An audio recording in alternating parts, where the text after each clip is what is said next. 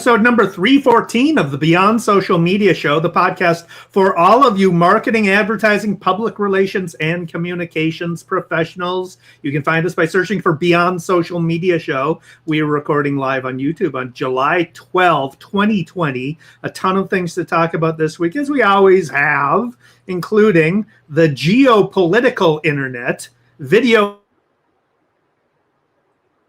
and Twitter, pinned grams, smart glasses, Google continuously listens, a topic that BL is dear to her heart, battered face app, YouTube affinity channels, Facebook gets a big meh, Jimmy John's dough noose, anti-mask masks, Atlas scammed, a PR pitch from hell, and you'll want to stick around for some stats on rising digital marketing budgets. Hooray! But before we get to that, we started off with the best story of the week, and BL always has that honors. BL, what do you got? Well, I was really happy to see this story. It's a fight over the future of the internet.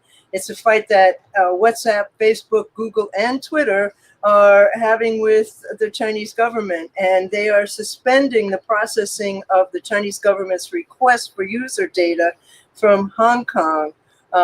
The law enforcement there has a new national security law. And so in the face of China's new crackdown, which is internet censorship, all of these tech giants are refusing to turn over user data to Hong Kong.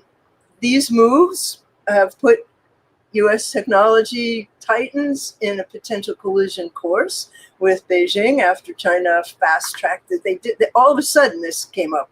It includes a provision mandating that local authorities can take measures to supervise and regulate the city's previously unfettered internet. You know, in China, everybody's used to being censored on the internet, but in Hong Kong, they had been free and until now. So it's unclear at this moment what actions are going to be considered violating the law, but police arrested a man for brandishing a Hong Kong independence flag online. And so protesters are rallying against the law, and the government has threatened fines and imprisonment for service providers that fail to remove messages. And so the U.S. has revoked some trade benefits with Hong Kong related to sensitive technology. Which is a crazy move in my opinion. American officials have expressed fear that the new laws signal Beijing's intention to take full control of Hong Kong, which seems to be happening in plain sight. And they've had relative freedom from the mainland until very recently. And neither Facebook nor Twitter operate in China, but they do in Hong Kong, and they have offices there as well. Google has a very significant presence in Hong Kong, and they have staff that works with Chinese companies that run digital advertising outside of China. So there's a lot at stake for these companies, but I'm so glad they're doing this. Yeah, good for them. I mean, as you said, it's happening in plain sight. It's clear what China is doing regarding Hong Kong, and it's a tragedy. That the Hong Kong has been an economic engine in that area, due largely to the freedom that they enjoy, freedom of speech and freedom of commerce, and etc. So good. It's a story we should follow to see whether these tech companies, because they've been known to cave to let's hope they governments don't. As well. But this time let's hope they don't. Yeah, well, I've got more to say on kind of a China-related technology story later in the podcast, so everyone should stick around for that debate as well. But before that, my top story is this amazing new video app. It's in beta. This is from The Verge's Casey Newton, who's always on top of things. But it's called Mmhmm. The name of the app is Mmhmm. Yep, it's perfect. And it's led by a guy named Phil Libin, who was the CEO of Evernote during their glory days. And basically, it's just a virtual camera that you shoot your video through, and then you can send that that feed basically to Zoom or to Google Meet or to YouTube or wherever, but it sits on top of it sits on top of your regular video feed, and it adds all kinds of features to your video, to how you look on video. And so they have raised 4.5 million from led by Sequoia Capital. You can use it, as I said, with Zoom, with Google Meet, with YouTube, and other streaming services. But the features are amazing. So you have the still and animated virtual backgrounds like everybody has, but you can easily manipulate slides, backgrounds in your own image. So you can send your own image to different parts of the screen with this, with just a gesture on the trackpad. You move your face around the screen. You can shrink or enlarge your image. You can disappear entirely. You can post slides that appear over your shoulder. So, right here in this space where I have my guitars, I could put my slides and have a slide demonstration while I'm talking, and it's more natural, like you're actually giving a presentation, right? Or you can put the presentation full screen, and I can shrink my head down to a tiny little head in the corner of the screen and present from there, so that everybody can see the detail of the screen or whatever I'm looking at. You can cast your phone's image. So if you've got an app that you want to demonstrate, you can cast that to the screen and put it in full screen mode. It works in both landscape mode and portrait mode. You can team up and have collaborative presentations. So each of the people presenting can manipulate images and advanced screens and everything. It'll record the video that can be played back, but the viewer can also advance the presentation to wherever they want to. So if it's a slide deck and you're doing a presentation and they're only interested in one section of your presentation, they can toggle to that or advance to that part and hear just that segment. It's or like they can speeding up a podcast. Exactly. Or they can toggle the presenter. If the presenter's annoying, you can just turn their audio off. You can pause and zoom in on a notable slide too. It's just incredible. There's a video. I totally encourage everybody to go to the show notes and watch the embedded video, because if they can deliver on and it looks like they're actually doing a demo, if they can deliver on what their promise is for that video, it's going to be amazing. It is available only as an invite beta right now for Mac OS Catalina users, but they're promising mobile and Windows versions in the coming months. But I signed up for a beta, and hopefully get it soon, because I really want to play around with it. I'm really excited about it, and hopefully it doesn't turn out like Blab did, but with Sequoia Capital behind it, maybe not. What is the cost, as they say? There's no cost. I think it's probably it's a freemium model, so they will have a free version and then tiered pricing for additional features.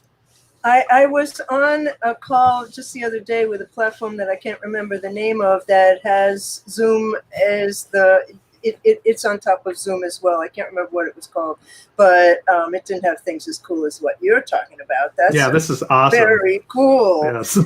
So here's a question. There was an employment ad spotted for a mysterious new Twitter subscription team that has the code name Griffon.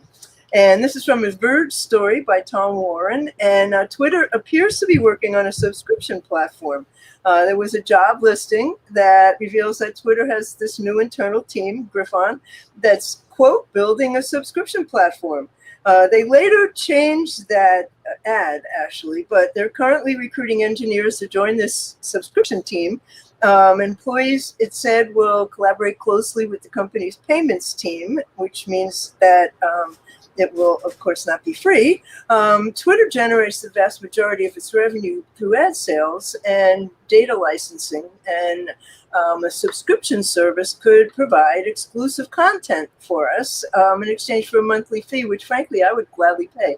The job posting says potential Twitter subscriptions would be a first for the company, but it's not exactly clear how or when or if they're actually going to implement a subscription service. So following the publication of this article, they revised the job post. They removed the mention of a potential subscription feature. And now it says the company is simply looking for an Android engineer to work on, quote, a bevy of back-end engineering teams to build components that allow for experimentation to deliver the best possible experience to all of our users, whatever that means. So we'll see, you know? Yeah, fascinating. I think I'd pay for Twitter with a lot of the features that I've long wanted, but they've never implemented. And more Edit button. and more control over the kind of feeds that I can curate through lists and stuff like that. Ability to search just a list, so I know what people in that list are saying and nobody else. There's a lot of advanced features that make it more powerful and more appealing as a subscription service. I don't know about content. I don't know. I mean, I got to get a ton of content through Twitter as it is, but exclusive. It fascinates me that they talk about exclusive content, because that kind of goes the route of Netflix and Amazon Prime and as everybody else is making a pot full of money, you know? Yeah. I mean, it might be time. That makes me sad that I sold my Twitter stock, which I bought at 32. Yeah, so we'll see. Instagram has a new feature, and this is actually very useful. This is from Social Media Today's Andrew Hutchinson. You can now pin up to 3 comments within a post on Instagram. So it's apparently designed to encourage more civil discussion by highlighting positive comments. I can see that. I mean, I guess I can see that. It could be a way of hiding negative. I mean, it is a way of hiding negative comments. If you've got, your restaurant and somebody gives you a horrible review on Instagram, pinning the positive ones above that negative one pushes that out of sight and out of mind, kind of. But there's a bunch of different ways that you could use it aside from reputation management that I think would be positive. So it's a nice new feature, and I'll try it out. It's actually an interesting new feature. You know, I debated whether I was going to put this next one in good news or bad news, because Google has a history of buying things that then disappear. But Google bought an AR glasses company. The company's named North. And they bought them for reportedly $180 million. And this is from a Gizmodo story by, who is this by? By Victoria Song and Rick Osterloh. And what they said is, don't expect to see any AR glasses anytime soon. So Google announced that North's technical expertise is going to help us continue to invest in our hardware efforts and ambient computing future. And Victoria Song says, citing anonymous sources, North is essentially being stripped for parts, and Alphabet views the acquisition as an easy way to potentially re-enter the consumer smart glasses market with minimal effort or cost.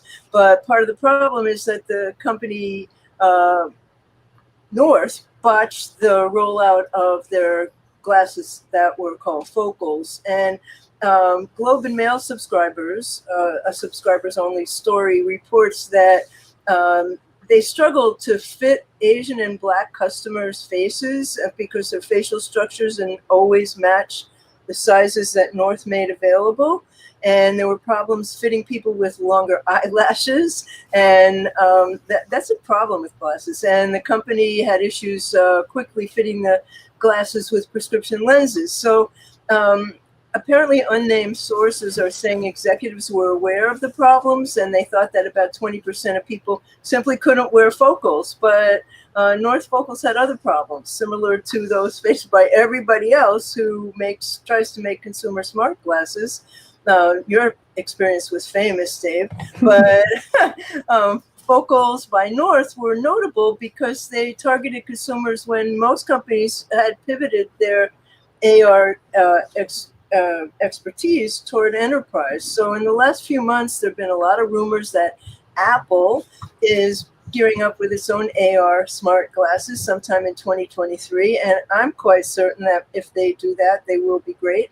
But Song says all the evidence points to the fact that consumers are not sold on the idea of smart glasses or AR headsets.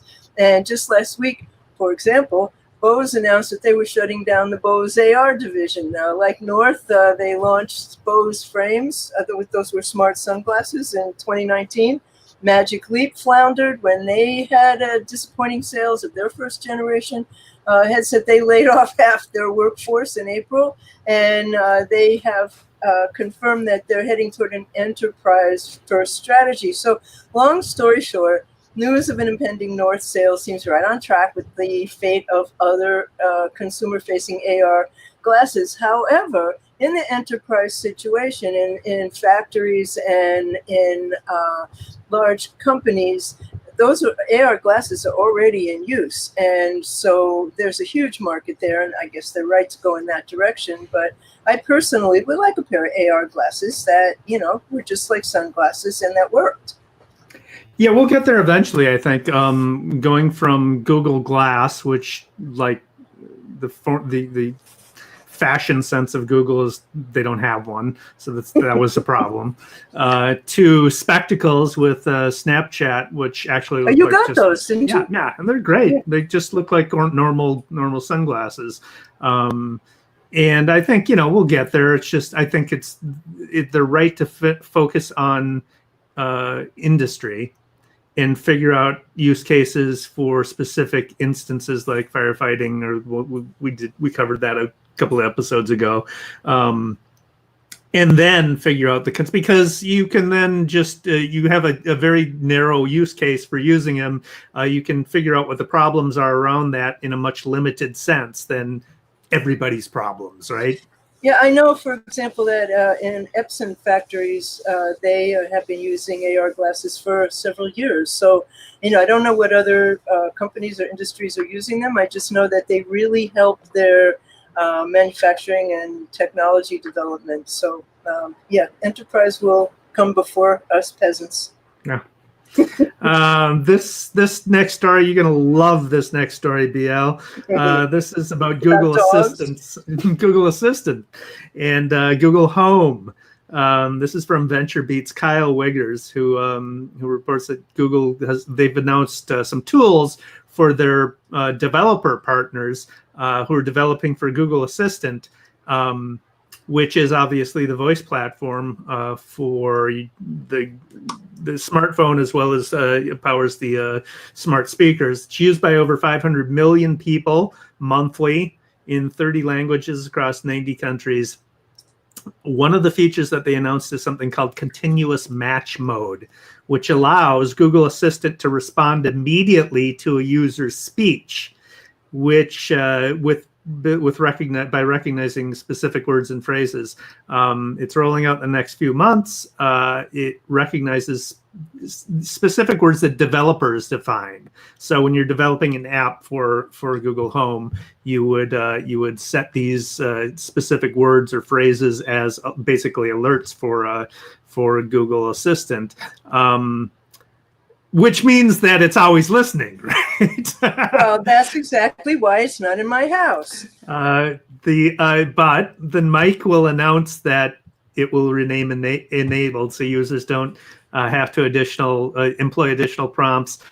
So it won't be listening without your knowledge. It'll tell you that it's going to start listening without requiring the alert letter. But you can tell it to stop by saying cancel, exit, quit, stop, or pause. The recording can continue for a maximum of 180 seconds, but developers set the duration based on their requirements for a particular app.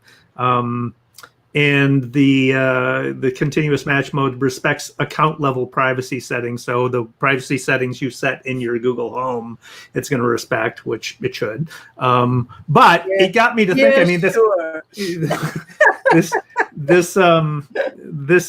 is the thing that freaks you out. Although you have Siri, that having a constant listening, and it freaks a lot of people out. But the way that people interact with this technology, you're asking questions of your smart speaker, it becomes, you expect more of a natural interaction.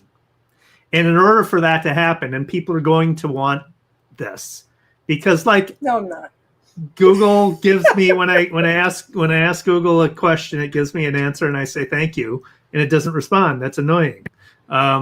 Same thing with Echo. But if you have to alert it, if you have to say okay, or the prompt word for the Echo, Yeah, the one I'm not allowed to say. It's not a conversation, you know. So I think we'll see this. I think this is where people will want to see their smart speakers become more natural. I don't want that. Okay, so this is a really clever campaign. This is from an Ad Age Creativity story by Alexandra Jardine, and it's a domestic violence campaign that uses Face app to turn men into abused women. Using the hashtag, what would it be like? Men in Colombia used FaceApp to turn themselves into pictures of abused women. And that was to draw attention to this huge problem of domestic abuse and murder of women during the lockdown in Colombia. So horrifically, 104 women in Colombia were murdered during the COVID lockdown. And so the agency VMLYNR used FaceApp, and it allows the men to turn themselves into their female doppelgangers and vice versa, to get men to think about what it would be like to be an abused woman. And it launched on the foundation's Instagram feed using FaceApp photos to portray abused women with the hashtag, it would be like. And influencers and a lot of men were invited to create their own posts and share their own photos with added wounds and bruises and adding the hashtag. And it's a very clever thing. I'm not sure what it does to actually stop the violence, but it's a clever idea to bring attention to it. Yeah, that's exactly what I was going to follow up with. It sounds exactly like a great awareness campaign that is not going to do anything ultimately to stop violence against women. Well, maybe it'll stop one person. Yeah. You know, I mean, if it stops one person, that helps. If it keeps one woman alive, that helps. But yeah, it's one of those things that you go, Mm-hmm. But good idea, but yeah. So do you have more good news? I don't, I'm good. Okay, I'm done. So this is interesting. It's new data for YouTube video creators. YouTube Analytics is going to start showing what other channels and other videos your audience is watching. So this is from Creator Insider, and members of the Creator Tech team, who are really not named, make videos. And so in the audience info section of our channel, we'll see a card with details about other channels and videos that our audience watches. So you'll only see it if your channel has enough data, and it's going to roll out in a couple of weeks. But Creator Insider is fascinating, and we're now subscribed to it, Dave. It's an informal experimental YouTube channel. It's not official, and it shares information from YouTube Creator technical team with the creator community. So I look forward to seeing that. I think that'll be very interesting because it will help you understand what your audience wants. Yeah, I am definitely looking forward to checking that out. Well, it will help you in identifying content that will appeal to your audience. Yeah. It'll also help you in identifying how to target your advertising to reach your audience, Yeah, because you'll know what they're into. Yeah. So I have another one, and I first wrote about Google Project Loon in 2013. And that was called Balloon-Powered Internet for Everyone Everywhere. That was what was promised. So here we are in 2020, and Project Loon has launched a fleet of balloons that is providing internet service to very remote areas of Kenya. It's from a CNN story by Bethlehem Feliki. So the balloons are launched from locations in the United States, and they're navigated to Kenya using wind currents. And according to Project Loon, more balloons are going to be released as more experience in flying over Kenya is gained. So each balloon is made out of a roughly tennis court-sized piece of polyethylene sheets. And the project was accelerated because of the pandemic and the need to be connected to jobs and communities and emergency services.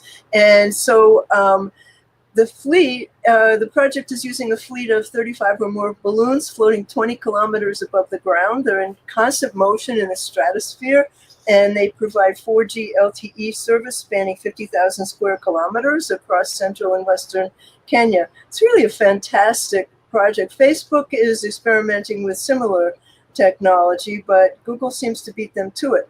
And so I wrote about it in 2013. I'll put a link to that. And I wrote about it again in 2015. And, you know, they were used during emergencies. They were used during hurricanes. They've been used during earthquakes in various parts of the world. But, you know, this is the future, hopefully. We get rid of our Comcast and RCN.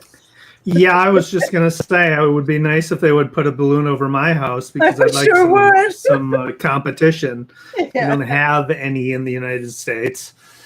So that would be nice. We do in New York, but it's all the same crap, you know. It doesn't matter which your provider is, you have the same issues. So I'm on to bad news. How about you? Yeah, can I start with bad news? Absolutely. This is bad. This is another instance of employees wrecking your brand. I just came across this on Twitter, and it's a video that went viral of two white Jimmy John's employees who were recording two other white employees creating a noose out of bread dough in play acting a lynching to mock Black Americans. It was accompanied by a Happy 4th of July message. This happened at a Woodstock, Georgia, Jimmy John's, and then according to a rep at the store, the employees and the manager were fired.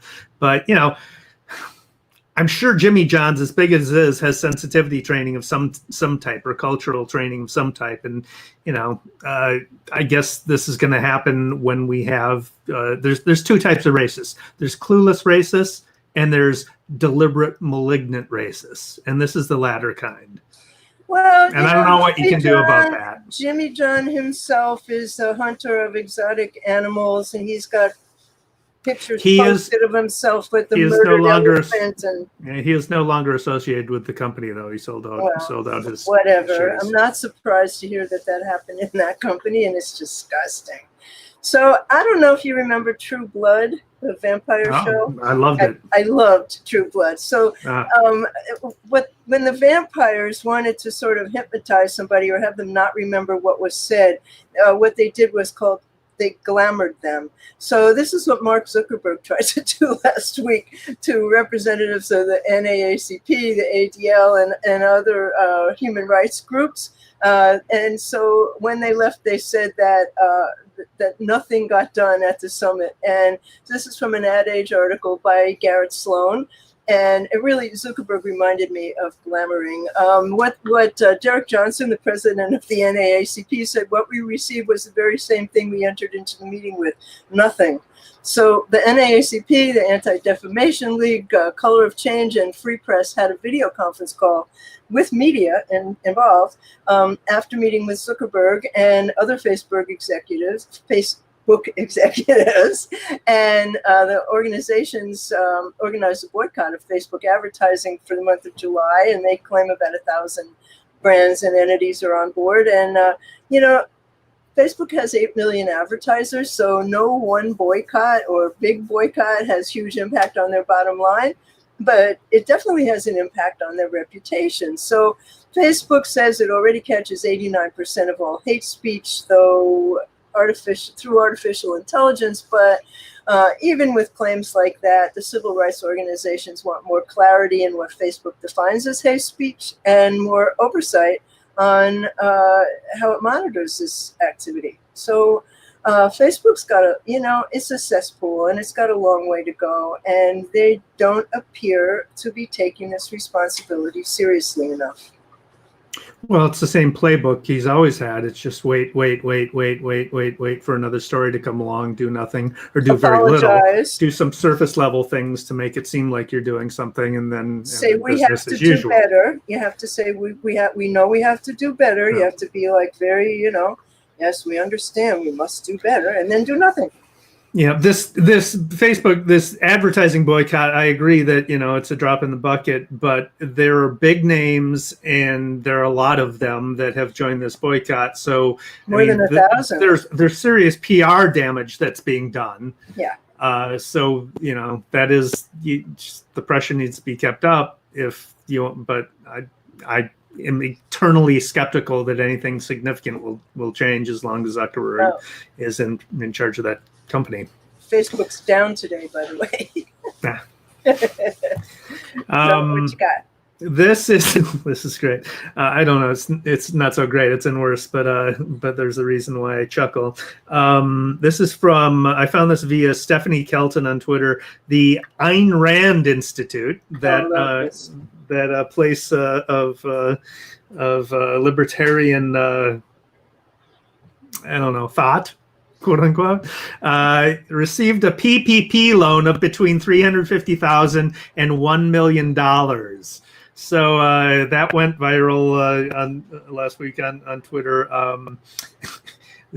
From the pick yourself up from the bootstraps people, they've got their hand out, which is the thing that they're always complaining about. Everybody should pick themselves up the bootstrap, independent response or personal responsibility, blah, blah, blah, blah, blah. No government spending anything, blah, blah, blah, blah, blah. I guess the book should be renamed Atlas Scammed, right? It was not just them. It was a lot of Trump organizations. It was all sorts of huge companies got this money, and a lot of little businesses didn't. You expect the Trump corruption crowd to be in on this. I mean, that's a given. The Ayn Rand Institute apparently doesn't have the principles that they Of course they don't. So this is really awful. I mean, this is like worst news. This is from a tweet by someone who goes by Shattered Earth, and the tweet went viral because he shared pictures of mesh masks that are being sold on Etsy as anti-mask masks. So there was an article in Business Insider by Amanda Krauss who examined this a little more deeply, and people are selling breathable masks that don't protect against COVID or anything else on Etsy. So these masks on Etsy and several other websites help people get around the COVID mask requirements. So despite viral tweets and complaints from shoppers, websites are still allowing these companies to sell these potentially dangerous styles online. So on yesterday, a search on Etsy for the term mesh mask yielded more than 4,000 results, and a search on the term breathable mask turned up 71,000 products. The descriptions on some of them say breathable masks that are designed to be worn over protective masks to add a fashion element. But when you read the comments, that's not what people are doing. So the product description of a pink mask from an Etsy shop named Neva Nude LLC says it's meant to be worn on top of other not so cool face coverings. However, the COVIDiots in the comments seem to be buying them because they want to skirt the whole mask requirement. And one of the quotes says, "I think these mask requirements are ridiculous, so this is the perfect alternative if you want to be able to breathe." And that was on the Neva Nude LLC site. My daughter was even excited to wear it because of how sparkly and colorful it was. And Etsy said that they were actively reviewing it, but they're still there. The products are still for sale. That's disgusting. I think it's hilarious. The people who are against mask wearing are buying masks to protest mask wearing. Yes, but they're not masks. They're mesh. But they look like a mask, right? They look like a face covering, but they're not going to shield you from any. Well, I mean, they don't care about their health to begin with. I'm just saying they don't care about protesting wearing masks.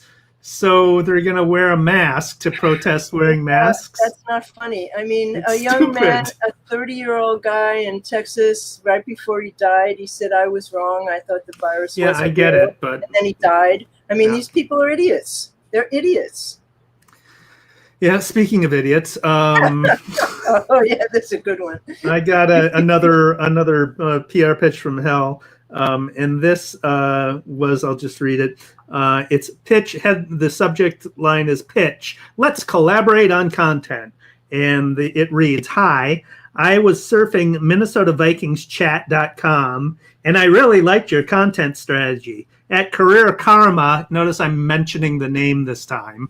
"At Career Karma, we are passionate about helping people switch careers and blah, blah, blah." So if you read the domain name MinnesotaVikingsChat.com, does that immediately spring to mind that this is a career and professional development site?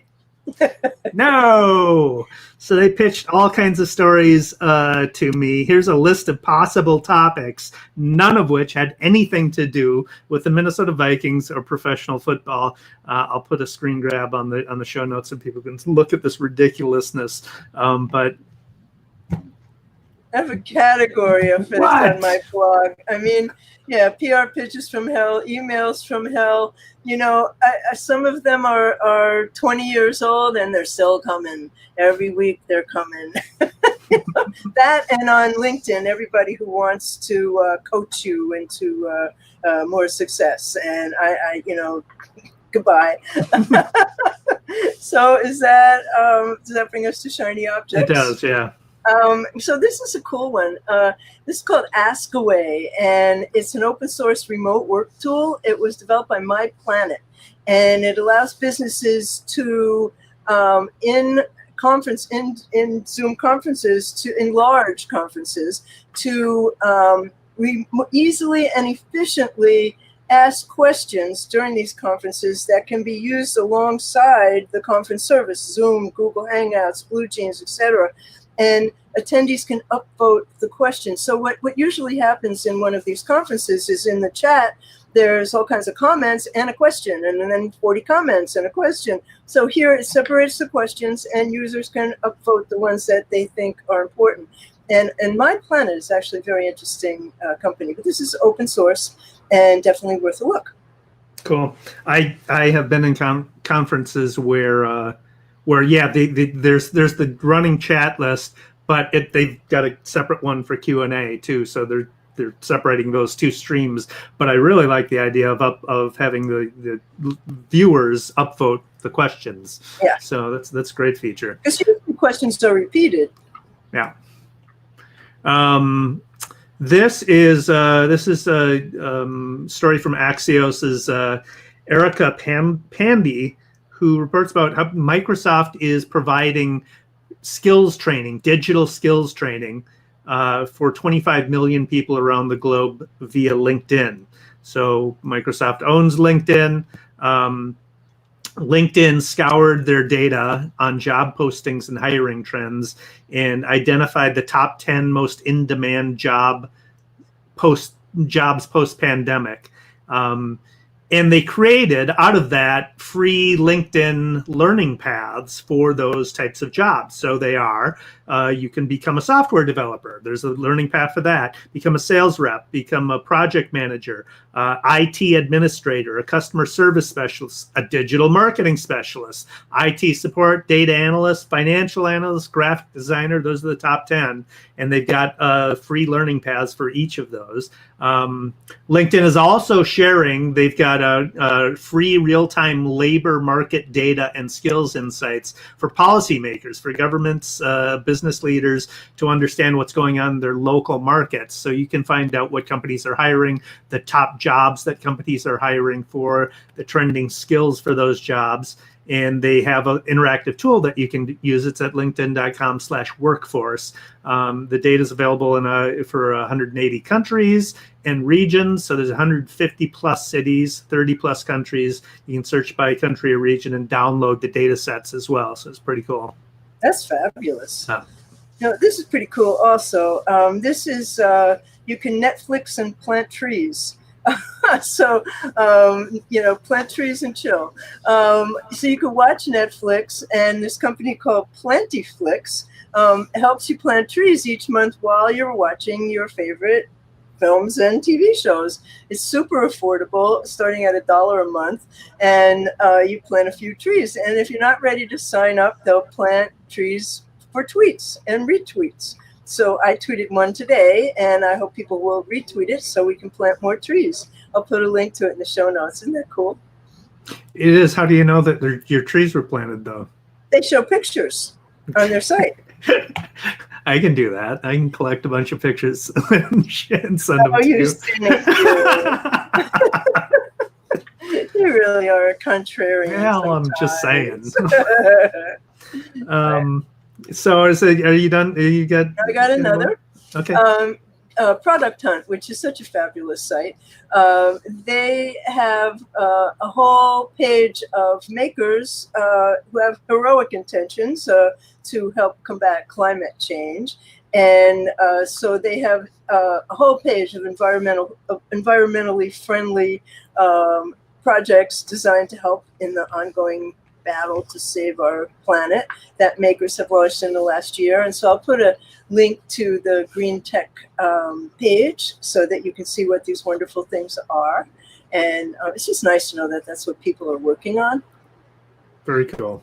We are on Pandora now. Good. We might have been on Pandora before. Maybe they found us, and because I didn't actively submit anything. But when I found out about the Pandora Analytics thing, I did go and submit our site, our podcast to Pandora to get the analytics, and now we are officially. So if we were on Pandora before, we are now officially on Pandora. So there's that. I think we were there before, but it's cool that we're official. I get a political one. This is tied to your China story earlier. This is from CNET's Queenie Wong and Laura Hatala. I love those names. Yeah, aren't they great? This is, well, you've heard that a lot of people are covering it. The Trump administration is considering banning TikTok. TikTok, of course, is owned by ByteDance, which is a Beijing tech company. It's been downloaded more than 2 billion times, according to Sensor Tower, with 623 million coming during the first half of this year. India is its largest market, and India has banned the app. That's followed by Brazil and then the U.S. China does not actually have Chinese users can't actually get TikTok. There's a separate app, domestic version of it called Douyin that is being provided in China. So the Trump administration is considering banning TikTok. The U.S. Army and Navy have already banned TikTok as a security threat. The government, if the administration were to do that, they would have to find some legal reason to do so. Apple and Google to make them to pull TikTok from their app stores, and those companies could put up a fight as well. So there's a lot to consider there, but there's some legit reasons for concern. And it's China has a long history of stealing intellectual property from businesses, of coercing trade secrets from companies that want to do business there. They have their own surveillance state, and they're exporting the infrastructure of that surveillance state to other countries. As I said, the Army and Navy have banned the app for security reasons. Wells Fargo and Amazon have asked their employees not to use the app for all of the very obvious reasons. It's an app that's collecting a bunch of data. I have TikTok. I rarely ever use it, but I don't have any reason to recommend it for any clients or anything at the moment. But I'd have to point out to them it's a surveillance app for the Chinese government. On the other hand, it is the Trump administration that's wanting to ban the app, which is, they're hostile to freedom of speech. They've got their own political reasons for poking China. And they've got the campaign was being punked by TikTok users. So you got to wonder if there's some revenge going on here, which is not inconceivable coming from the Trump administration. So just interesting geopolitical dynamics, campaign dynamics going on there. I don't know what to think of it. I've been highly skeptical of TikTok to begin with. Everything that the Trump administration is doing in the last few weeks is a smokescreen to just cover up for not having any comment whatsoever about Russia having a bounty on our soldiers in Afghanistan. There hasn't been one word about it. There's been a lot of bluster about TikTok and about this and about that. It's all just bluster to cover up. It's a distraction, a diversion from that monster that runs our country. So I'm on to pro tips. How about you? Go ahead. A lot of people do not know that you can actually schedule tweets directly from Twitter. So what you do at the bottom under your tweet, there's a little clock, which you would never know was the way to schedule a tweet. And so a little screen pops up when you click on that clock, and it allows you to set the time and the date for your tweet to run. And what's cool about that is that you can edit your scheduled tweets before they run.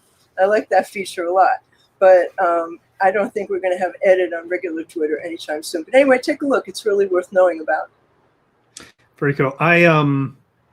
I've used it. I don't have a particular reason for using it a lot because I use Hootsuite to manage my tweets and schedule my tweets. But what I would really like is a schedule to be able to retweet. Mm-hmm. So be able to schedule retweets, because then I could go, to the journalist that I want to build a relationship with, schedule their content to be retweeted and not have just the personal stuff. You could do that if you can do it. You can do it through tweet. Posts. You can do it through tweet deck. That's how I do it. But you can't but you could also do it if you went to your scheduled post when it ran. You could schedule that to run again, I believe. Yeah, I tried to schedule a retweet and I couldn't. Oh, I have to test it. I don't know. Right. Mine is this has actually been around for a while, but I just became aware of it, so it's new to me. This is from Alexis Rossi at archive.org. I just activated Echo. There is, and we're coming into campaign season. We're already in campaign season now, so you'll be seeing a lot of crap that you can't believe.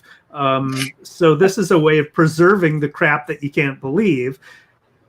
Archive.org actually has a save function, so you can, there's on their homepage, if you look for it, there's a save page now form where you just paste in a URL of the thing that you want to save.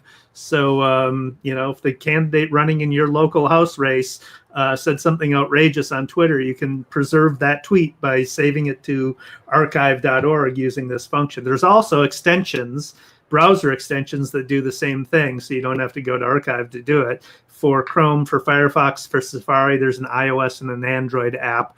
So those are that's something that should come in handy this election season.